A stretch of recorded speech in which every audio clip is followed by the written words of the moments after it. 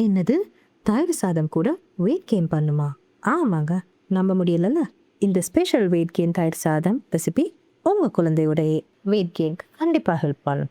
முதல்ல 4 முதல் 5 கேஷ்யூஸை சூடான தண்ணீரில் அரை மணி நேரம் ஊற வச்சுக்கோங்க. அப்புறமா கொஞ்சமாக தண்ணி சேர்த்து அதை ஸ்மூத் பேஸ்ட்டாக அரைச்சி வச்சுக்கோங்க. அடுத்தது 3 டேபிள் ஸ்பூன் அரிசியை நன்றாக கழுவி ஒரு 7 டேபிள் ஸ்பூன் தண்ணீரோடு சேர்த்து ஊற வச்சுக்கோங்க. 4 to 5 விசில் வரும் வரை ப்ரெஷர் குக்கரில் வேக வச்சுக்கோங்க. ப்ரெஷர் இறங்கியதும் ரைஸை நல்லா மசிச்சு வச்சுக்கோங்க. இப்போது அரை டீஸ்பூன் நெய்யில் கடுகு, கருவேப்பிலை இது எல்லாத்தையும் தாளித்து ரைஸோடு சேர்த்து கலந்து வச்சுக்கோங்க. ரைஸ் முழுவதும் ஆறிய பிறகு 2 டேபிள் ஸ்பூன் கெட்டியான தயிர், 2 டேபிள் ஸ்பூன் கெட்டியான தேங்காய் பால், 1 டீஸ்பூன் முந்திரி பேஸ்ட் மற்றும் ஒரு பிஞ்ச் உப்பு சேர்த்து க்ரீமியாக கலக்கிக்குவோம்.